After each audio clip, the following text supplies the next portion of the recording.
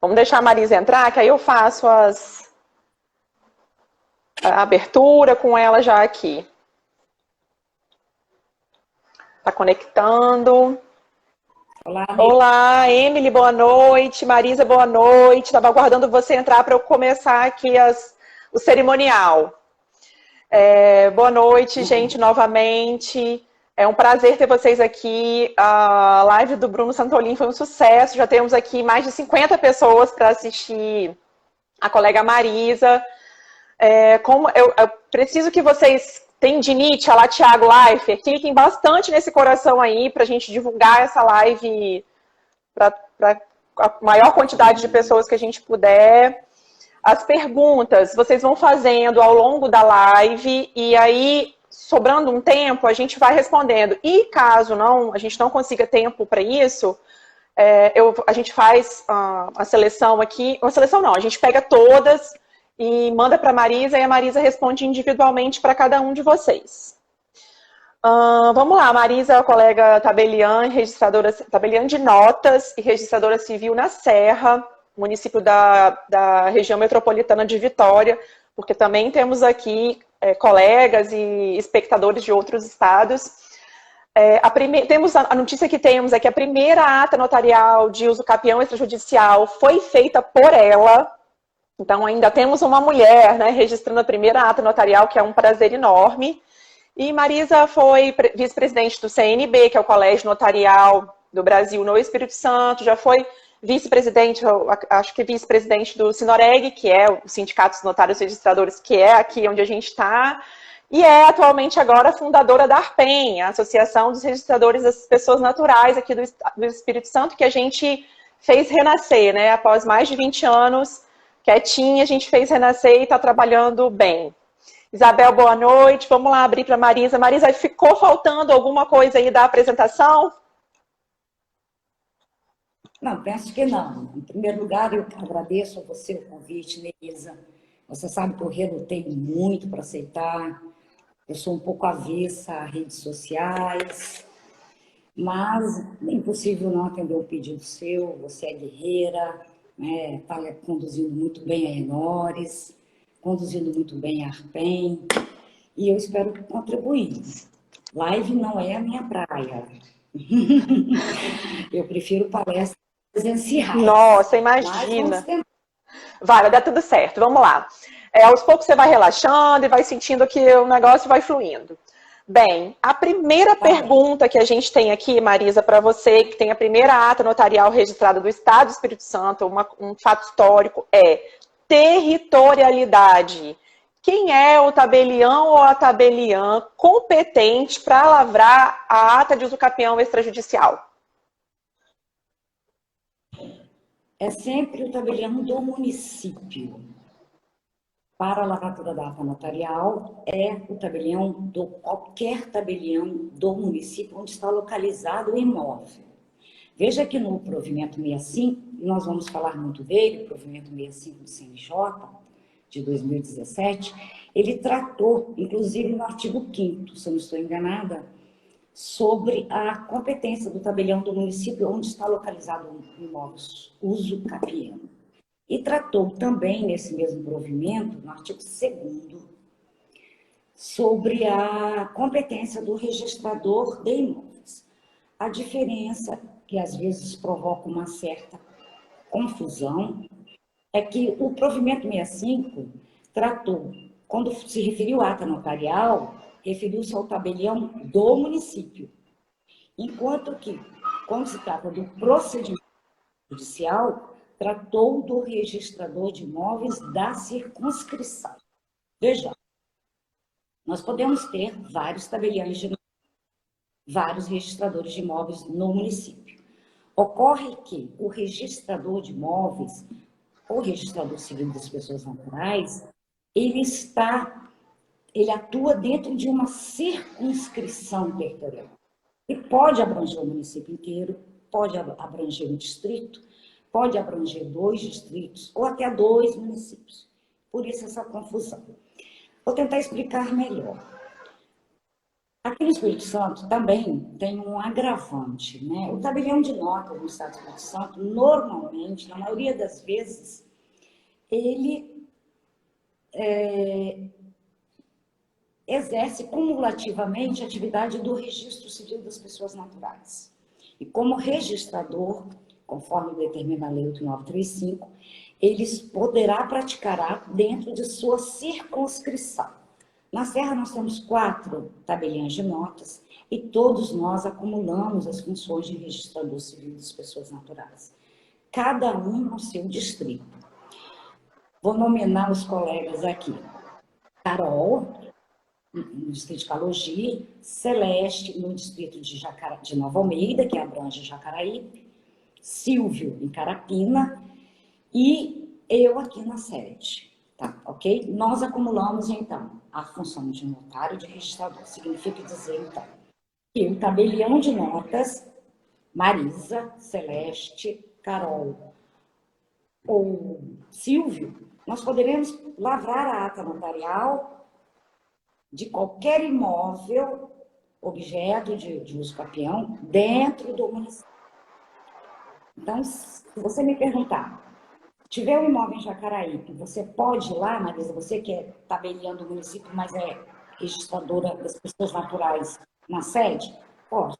Assim como a Celeste pode lavrar em Carapina, como o Silvio pode lavrar na Serra, como Celeste, a Carol pode lavrar a ata notarial. Então, com relação ao tabelião de notas, eu acho que isso está bem definido. Com relação ao registrador de imóveis, é mais fácil ainda, basta ver quantos registradores tem no município. Novamente, a Serra como exemplo.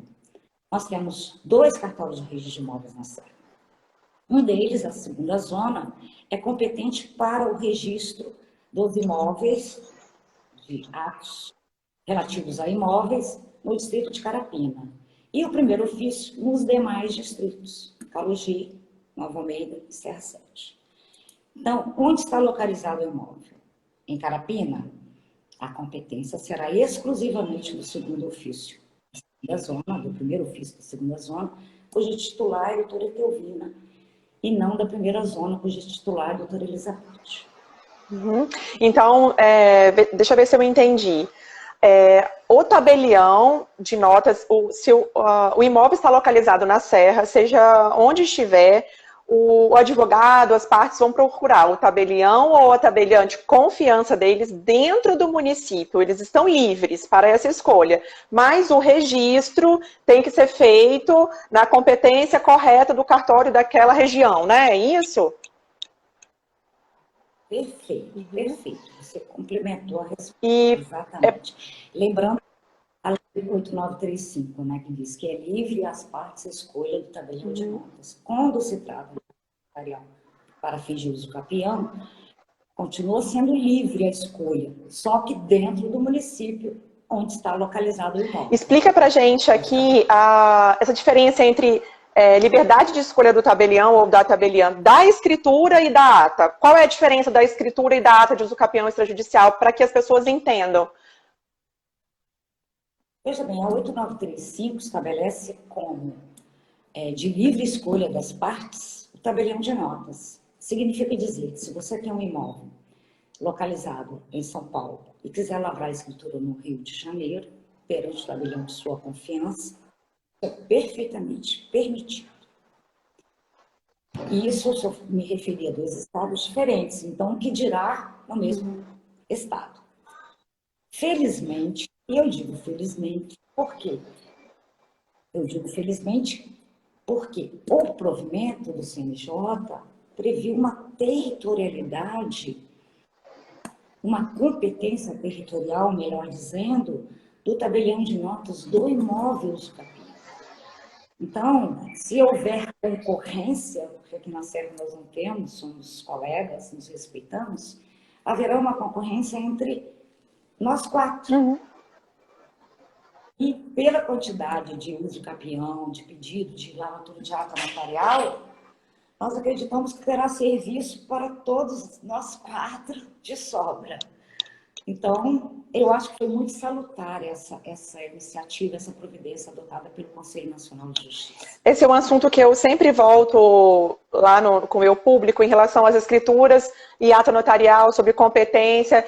Então, gente, para os advogados, estudantes de direito, as pessoas que estão aqui com a gente hoje, escrituras públicas devem ser lavradas com o tabelião ou a tabeliã de sua confiança, independente de onde o imóvel está, se é uma confissão de dívida, se é uma doação, se é uma permuta. E a ata de uso capião extrajudicial é obrigatório que seja feito pelo tabelião ou tabeliã de confiança, só que dentro do município do imóvel que é objeto daquela ata. Isso, né? Só para a gente ratificar. Você já falou do registrador civil, vamos falar do registrador civil, ratificar essa questão da circunscrição, já falou, né? A gente já concluiu essa parte. Do notas que é anexado ao registro civil, a gente já falou. O segundo momento agora é diligência. Essa é uma questão polêmica. É necessário, é obrigatório diligência para a ata de uso capião extrajudicial ou ela é dispensável? Explica um pouquinho para a gente sobre essa questão. Ela não é obrigatória. Não existe obrigatoriedade do tabelião fazer a diligência no imóvel. Eu estou me referindo à diligência, que é o deslocamento do tabelião ou de um preposto até o imóvel, tá? Mas eu considero extremamente salutar e, às vezes, imprescindível. E por que que eu digo isso? Porque, na verdade, quando o tabelião de notas, que é aquele do município, ele faz a diligência, ele, de uma forma ou de outra, acelera o procedimento junto ao registro de imóveis. Como que eu vou te explicar isso? Na diligência feita pelo tabelião, no imóvel, ele colhe depoimento de testemunhas, ele ouve vizinhos, ele verifica, às vezes, se o imóvel está invadindo a área pública. E quanto mais rica a ata, quanto mais elementos constar na ata, facilita a vida do advogado, que é imprescindível no procedimento da uso capião extrajudicial perante o registro de imóveis, não é imprescindível nem obrigatório quando da lavratura da ata notarial, mas eu, por cautela, peço, recomendo a presença do advogado desde o início da ata notarial, porque ele que vai realmente analisar a documentação, ele vai dizer a modalidade de uso capião pretendida. Então, a diligência, quando fazemos as diligências, nós pedimos sempre a presença do advogado, quando comparece na ata notarial, e do solicitante, porque ele é que vai indicar para nós qual é o imóvel dele. Eu não consigo imaginar chegando num imóvel e eu, tabelião, identificando como sendo, sem que alguém me aponte e me diga. E no caso tem que ser o advogado ou, melhor ainda, o requerente. O imóvel que eu ocupo, que eu tenho a posse, que eu exerço a posse, é este aqui. E podemos, como eu disse, tratar de depoimento, de testemunhas, fotos são muito importantes. Na ocasião, nós escrevemos a existência de construções, de benfeitorias, e isso é um dos requisitos constantes da ata notarial. Então, as diligências, a meu ver, são extremamente importantes. Uhum. Isso é uma dica. Desculpa. Desculpa, Neilisa, uma coisa que eu... Não, eu que peço desculpas. Na verdade, o que a gente percebe também é que o provimento, artigo 17, se não me engano, do provimento, ele diz que em caso de dúvidas, imprecisões ou incertezas, o registrador de imóveis poderá solicitar ou realizar diligências. E a pergunta que se faz, não corriqueiramente, mas surge aqui no cartório. Mas, Marisa, para que a diligência? O registrador de imóveis poderá fazer essa diligência quando o imóvel, quando o procedimento estiver em andamento lá, o registrador pode ir ao terreno. Eu penso diferente. Eu penso que a diligência solicitada ou realizada pelo registrador de imóveis, ela será mais para o advogado adequar o provimento às normas, o requerimento, perdão, às normas do provimento mesmo. Falhou. Marisa, falhou. Volta um pouquinho aí. Para a diligência, se for feita lá no registro de imóveis, seria para adequar. Aí travou.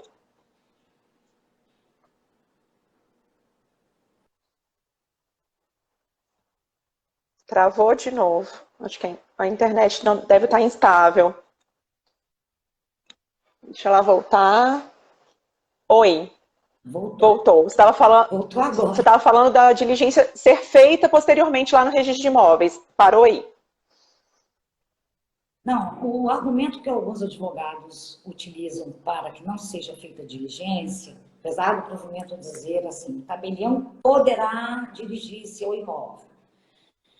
O argumento que alguns advogados utilizam aqui é que, mas veja bem, se o artigo 17, eu não tenho certeza, mas eu acredito que seja o 17, do provimento do CNJ, diz que, em caso de incertezas, imprecisões ou dúvidas, o registrador de imóveis poderá fazer ou solicitar diligências. O que é diligência no Tá falhando de novo. Tá falhando de novo, Marisa. Não sai de jeito nenhum a diligência no registro de imóveis. É sinal que a diligência tem que ser feita com o tabelião. Tá falhando. Deixa eu tentar consertar lá. Mas essa dica que ela deu serve para nós tabeliães também, de o advogado e a parte, o requerente, acompanhar a gente, a diligência. Eu aprendi isso com ela. Extremamente relevante, para dar segurança ao ato, fica mais fechado, mais seguro. Mas você estava falando da diligência no registro de imóveis. Sim, então veja bem, mas a diligência no registro de imóveis, vamos torcer para não cair mais a conexão. A diligência no registro de imóveis, em caso de imprecisões, dúvidas, incertezas, não significa dizer que o registrador ele poderá solicitar ou ele poderá realizar as diligências. Mas não significa, no meu entendimento, que o registrador deverá dirigir-se ao imóvel. Né? A diligência do registrador geralmente é para completar, para apresentar a planta. Essas são as diligências que eu entendo que são cabíveis no registro de imóveis. Por isso que eu acho imprescindível, sim. Eu bato sempre nessa tecla. Sim, é muito importante que o tabelião faça diligência relativos às diligências que no Estado do Espírito Santo. Não podemos nos pautar,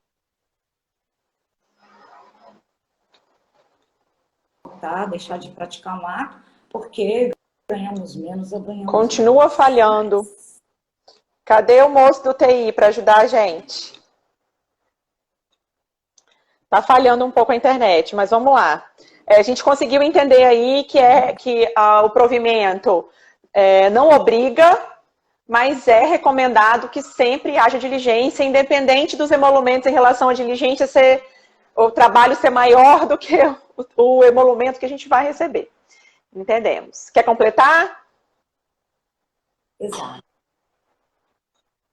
Não, tá. Para mim, tá. O pessoal está dizendo aqui que já deu para entender. Uhum. O Marcelo comentou assim, Marcelo, registrador de imóveis de Itapemirim, Marcelo Loureiro. Marisa, quando da não diligência em loco a ser realizada pelo tabelião, a ata notarial não passa a ter característica de narrativa de fato e não como certificação de fato. Eu acho que eu li numa entonação errada. Ele está afirmando que se quando da não diligência em loco a ser realizada pelo tabelião, a ata notarial não passa a ter característica de narrativa de fato, e não como certificação de fato. Não entendi muito bem não, Marcelo, mas enfim. Depois a gente vê com calma essa pergunta. Vamos lá para a próxima.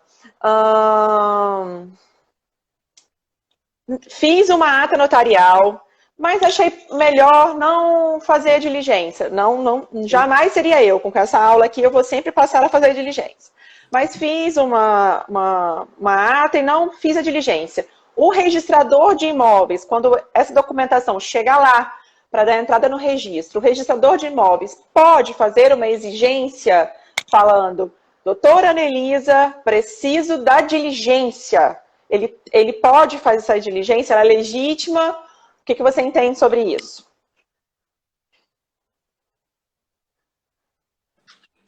Eu entendi a sua pergunta, apesar de estar falhando.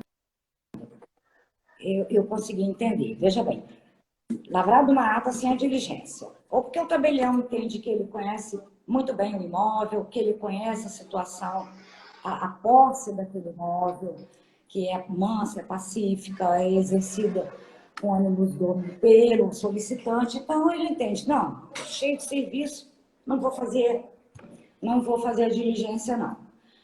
Ele vai se basear nunca apenas nas declarações. Para isso, ele vai ter que ter a documentação necessária, documentos que comprovem a posse. Então, vejamos, ele terá que apresentar um compromisso de compra e venda, um documento que retrate uma relação negocial entre o proprietário tabular e o pretendente a usucapião. Então, se o tabelião entender que aquela documentação, principalmente nesse caso, no caso do artigo 13, onde existe um contrato de promessa de compra e venda, onde existe uma escritura definitiva de compra e venda que não foi registrada, porque se tornou impossível cumprir uma exigência, muitas vezes o tabelião não lavra, não faz a exigência. Eu tive um caso concreto aqui, de uma escritura de compra e venda lavrada de um imóvel rural, e que foi lavrada a ata notarial, e eu não fiz a diligência. Eu conheci a parte, eu conheci o terreno, a escritura não foi lavrada por mim, mas são pessoas que eu conheço, então eu achei desnecessária a lavratura da ata. Achei desnecessária a diligência para a lavratura da ata, entendeu? Mas aí a pergunta que você me faz, o registrador de imóveis, nesse caso eu acho que já foi até registrado, o registrador de imóveis poderia, nesse caso específico, exigir que o tabelião de notas faça a diligência e conste a ata notarial? É essa a pergunta que você fez, né? Foi essa a pergunta, foi, Nelisa? Foi. Pode. Pode sim. Ele vai solicitar ao advogado da parte que vá ao tabelião de notas, faça a diligência e faça uma ata notarial que a gente chama de ata notarial complementar. Pergunta que eu vou fazer. O tabelião pode recusar? Pode recusar lavrar essa ata e dizer, não vou. Não há necessidade, eu não tenho, doutor, não preciso disso. Eu me recuso a fazer. Qual a solução do advogado? Né? Ele terá a opção, ele poderá ser. Então, a senhora Maria não quer fazer a ata, a senhora, por favor, fundamente por escrito, que eu vou estar dúvida ao juiz. Ou, caminho mais fácil, ele poderá ir a outro tabelião de notas, mas dentro do município, porque nós estamos tratando de diligência, e pedir ao tabelião, ao colega, que faça a ata. Então, o registrador pode exigir, sim, se essa exigência é descabida ou não. Não cabe ao tabelião de notas perquerir sobre isso. Isso é uma questão que é decidida pelo juiz da vara de registros públicos. Com relação à diligência, eu gostaria de falar um outro caso concreto que eu tenho aqui, Nelisa. Posso? Claro, o caso concreto é sempre bom, que a gente fixa. Estamos tratando de usucapião na prática, né? Eu gostaria de falar apenas dos casos concretos que eu tenho. Nós temos um pedido de lavratura de ata notarial que está até sobre minha mesa. E é um terreno que eu conheço bem, Eu nasci na Serra, morei aqui muitos anos, meus pais moram aqui, venho sempre aqui. E venho sempre, não, venho todos os dias, venho sempre meus filhos também. Então, o que que acontece? Eu entendi que naquele caso não haveria necessidade da diligência. Mas a Raquel, minha insubstituível substituta, minha irmã, a alma desse cartório, a Raquel, nós trabalhamos juntas em sintonia, e ela falou, não, Marisa, não vamos abrir exceção, vamos fazer a diligência. E fizemos. Era um imóvel que não tinha registro anterior. Isso já responde a algumas perguntas que me foram feitas. Se é possível o procedimento extrajudicial da uso do campeão de imóveis que não têm registro ou matrícula anterior. O provimento do CNJ já superou essa questão, se eu não me engano, a alteração também promovida no artigo 216A, pela Lei 13.465, também superou. Então, nesse caso, a diligência foi feita. Quando chegamos lá, na verdade, Raquel, que foi, qual foi a surpresa que nós tivemos? Desculpa, a planta que foi apresentada não conferia com a situação fática do imóvel. Nossa. E aí? A planta, e foi fácil visualizar essa diferença, porque é um imóvel que está localizado em duas esquinas. Então, ele faz confrontação com três ruas. E, de um lado, numa esquina, a cerca, o imóvel é cercado. A cerca estava no alinhamento do calçamento da rua. Do outro lado, não. A cerca estava recuada. Veja bem, era um imóvel que eu conheço. Mas era um detalhe que eu não verificaria se não houvesse essa diligência. Bem, então nós verificamos isso. Aí a questão é, e esse pedaço que está ali sobrando, né? Pela planta, a cerca vai no alinhamento das duas calçadas. Mas pela diligência, nós verificamos que não, que está recuado.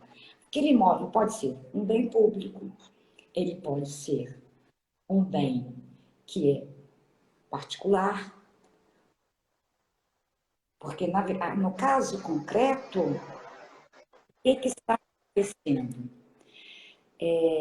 Aquele pedaço parece, não temos certeza absoluta, que está sendo utilizado pelo imóvel vizinho. Então, ele pode ser público, ele pode ser particular, ele pode... Não é, com certeza, escrito no registro de imóveis. Isso não está apurando. Então, por isso a importância da diligência. Eu tenho outro caso, não é meu.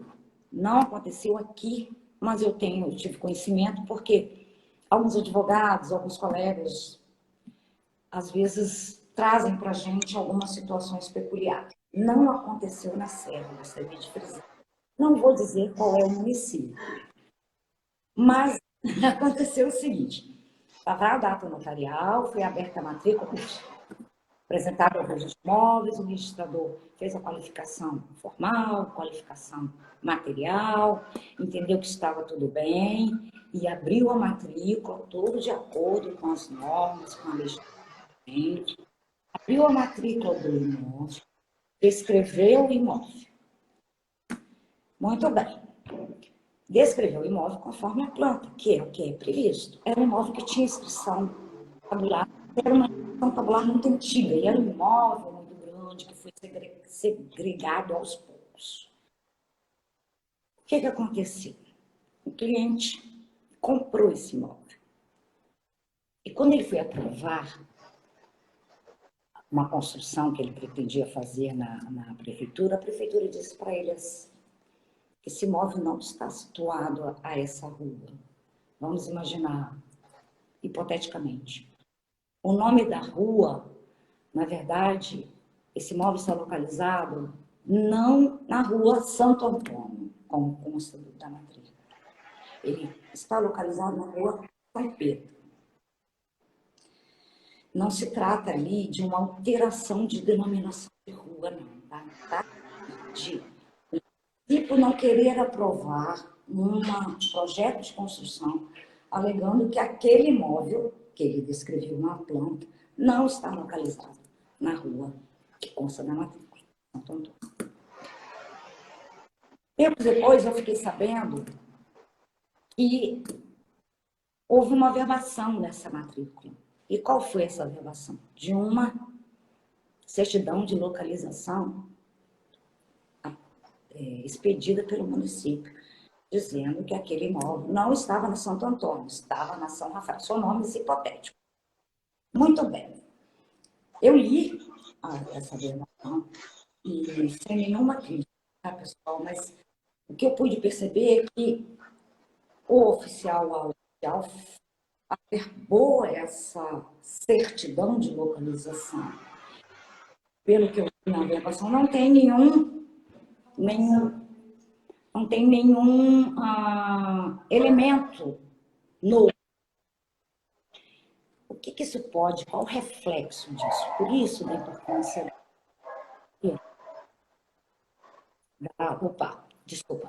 da diligência na ata notarial para uso capião.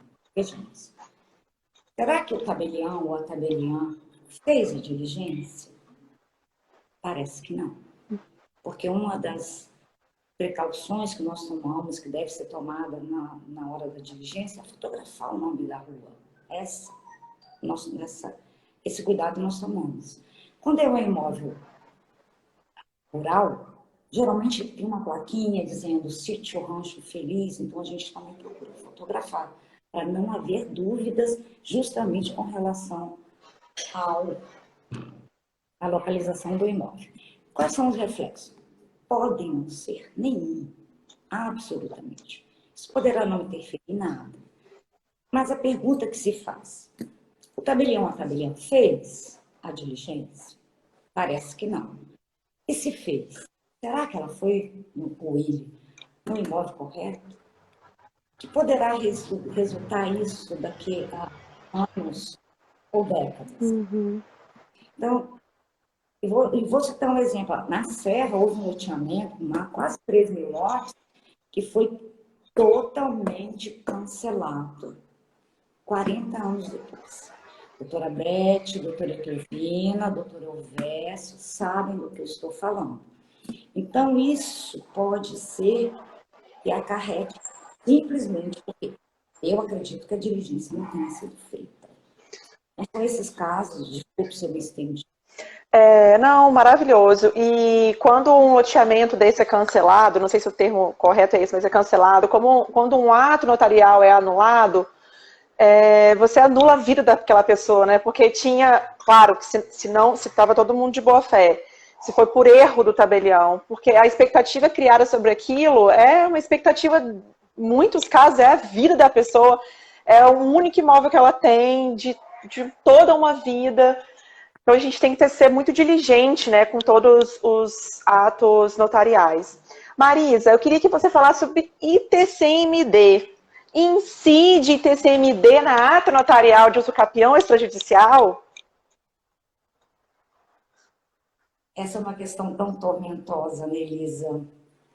É tão tormentosa, não sei nem se eu tenho autoridade para dizer, para falar nisso. Mas vamos tentar alguma coisa aí. Ressalvando, assim, a minha pouca autoridade para falar nisso. Mas de uma coisa eu posso adiantar. ITBI, não existe. Ainda que o uso capião seja derivada de uma relação negocial conforme o previsto no artigo 13, ou seja, existe uma promessa de compra e venda, existe uma cessão de direitos oneroso, hereditários, e o CNJ já esclareceu de forma irrefutável. ITBI, que é o Imposto de Transmissão de Bens Imóveis, não incide na ata notarial. A questão se torna mais tormentosa quando a gente fala do ITCMD, Transmissão, e Doação. Por quê? O provimento do CNJ não não regulamentou essa questão. Fez apenas a referência à não incidência do imposto de transmissão. O que ocorre? Não se tem dúvida de que a uso capião é uma ação originária. Quando nós tivemos numa reunião, numa palestra promovida pelo CORE, Minas Gerais, estávamos lá o Bruno Santolin, eu, Magali, o Franklin Estrela, e surgiu esse assunto de que a uso capião poderia também ser considerada como aquisição derivada. Causou espanto geral. E a pessoa que levantou essa tese é um jovem registrador mineiro, mas muito respeitado, muito inteligente. Tem um livro sobre uso capião extrajudicial que eu recomendo, que é o Dr. Marcelo de Rezende Couto. Além dele, eu recomendo também o livro do Francisco Nobre, sempre, né? Mas, então surgiu essa tese. Inclusive, o Dr. Marcelo Rezende Couto, ele escreveu um livro sobre a doutrina de alguns doutrinadores entenderem o uso capião, seja judicial, seja extrajudicial, como aquisição originária. Mas ele fez uma ressalva no outro livro que eu me refiro dele, sobre uso capião especificamente, ele faz uma ressalva que essa diferenciação, essa possibilidade da uso capião também vir a ser reconhecida como aquisição derivada, não tinha condão de entrar na seara do recolhimento do ITCM. Então, existem jurisprudências, existem decisões, mais especificamente em São Paulo, onde se entende que sim, em certos casos. Eu tenho uma sentença, eu li esses dias uma sentença, uma decisão da doutora Tânia Maria Coali. Ela é juíza da primeira vara de registro público do Estado de São Paulo. E na vara, onde ela é titular, nós temos lá capião e suscitação de dúvida. Bom, o que aconteceu nesse caso? Eu vou tentar explicar sem olhar meus apontamentos aqui, porque é uma questão em relação ao recolhimento do ITCMD. De princípio, eu já digo, na do tabelião de notas, essa questão da incidência do tabelião de notas não pode estar, por exemplo, a lavratura de uma ata notarial exigindo o recolhimento do ITCMD. Essa é uma questão que tem que ser resolvida pelo registrador de imóveis lá no procedimento judicial ou em sede de suscitação de dúvida. Bem, vou tentar resumir para vocês a decisão. Estou falando que o áudio está seu áudio está falhando. Está falhando? Vai, fica nessa posição aí. Então, o que nós tivemos lá nessa decisão? Foi um caso em que a pessoa, o requerente da usucapião, faleceu. Era um usucapião judicial, tá, pessoal? Lembrando, o Instituto da Usucapião continua o mesmo. Que houve de alteração? Marisa, tira o seu fone para ver se vai melhorar, porque aí você vai ficar mais... Tira o fone. Vamos testar sem fone para ver se melhora. Obrigada, Sara, pelos comentários. Tira do ouvido também, lembra de tirar. Aí. Melhorou? Vai. Uhum. Melhorou? Agora melhorou? Uhum. Ótimo. O caso de São Paulo, você estava falando então, essa é uma questão... da usucapião, que é judicial. O requerente da usucapião judicial faleceu antes da sentença. Então, os herdeiros pediram para habilitar o espólio. E o espólio foi habilitado. Posteriormente, se eu não estou enganada, eles apresentaram embargos declaratórios. pedindo para que a usucapião fosse reconhecida em nome dos herdeiros, já que em face do falecimento do usucapião. Primeiro, eles pediram para que o espólio fosse habilitado. Foi isso. Eu vou pegar meu apontamento aqui para não errar quase. Ele pediu que o espólio fosse habilitado. Conseguiram. O juiz concedeu. Em seguida, eles... Deixa eu me ver aqui, porque é uma questão importante, vocês vão me perdoar, mas eu preciso ler aqui. Bem, durante o trâmite da ação, o requerente veio a falecer e houve uma decisão do juízo habilitando o espólio do requerente como autor da ação. Após o regular trâmite do processo, foi proferida uma sentença de procedência declarando o domínio em favor do espólio do falecido. Foram interpostos declaratórios visando a declaração do domínio em favor dos herdeiros. Foi isso que aconteceu. E a sentença foi mantida. Eles recorreram. E em sede de apelação, eles conseguiram, sim, o relator do processo entendeu que sim, que permitiu o registro em favor dos herdeiros, mas fez uma ressalva, desde que cumprida a condição do recolhimento do ITCMD. Esse caso, então, retrata bem, a princípio, de que sim, incide sim, o ITCMD. Mas a juíza, doutora Tânia, quando a dúvida foi suscitada pelo registrador, a doutora Tânia, decidindo a dúvida, ela fez um comentário que eu vou pedir licença a vocês, vou abrir aspas e vou ler. Ela diz assim: pode-se até discutir juridicamente se o acórdão aplicou o melhor direito ao declarar devido o ITCMD em ação de usucapião. Então, ela meio que recriminou, não seria a palavra correta, mas ela demonstrou uma certa surpresa.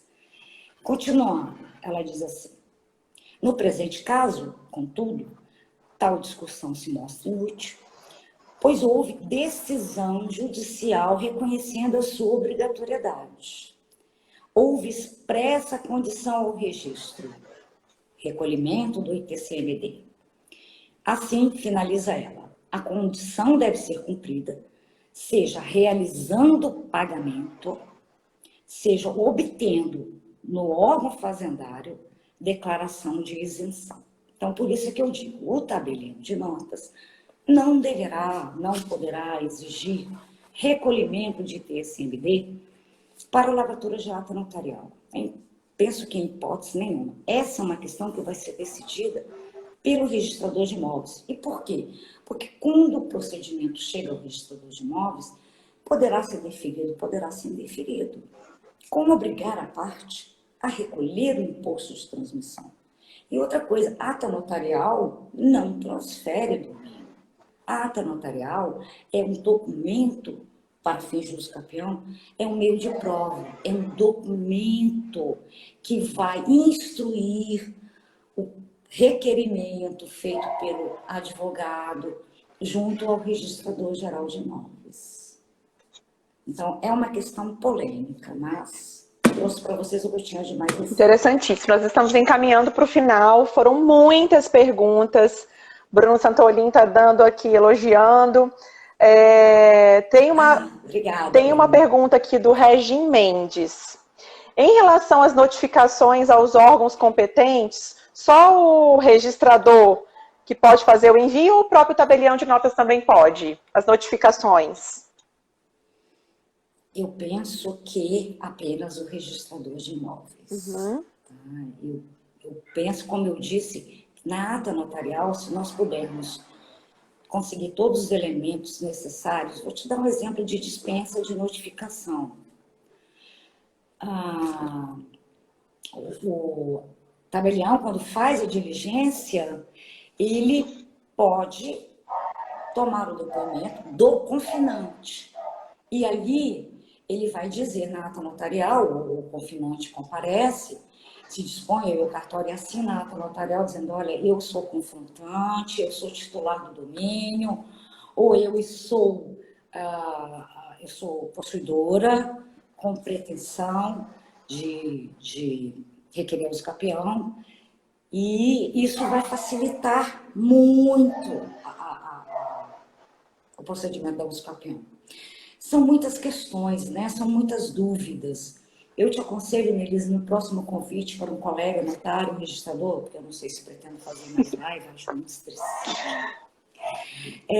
que separe por tópicos. Por exemplo, uma colega, Jaqueline, lá de Marilândia, ela me fez uma pergunta no privado com relação aos documentos que são apresentados, no caso de um imóvel rural. Mas, rapidamente, não sei se temos tempo ainda, mas vamos lá. Vai depender muito, vai depender, por exemplo, uso capião extrajudicial de imóvel rural, se o caso pretendido lá, citado por ela, for uso capião constitucional, então, e a fração é inferior, a fração mínima é inferior ao parcelamento, já existe decisão do STF que sim, que é possível. Perdão, do STF tem com relação ao imóvel urbano. Já existe decisão do STJ.